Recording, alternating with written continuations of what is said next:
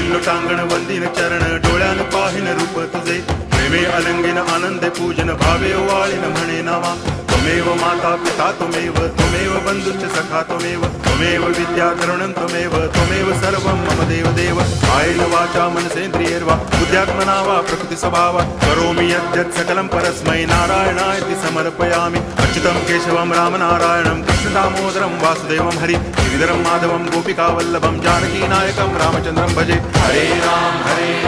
Ram Ram Hare Hare Hare Krishna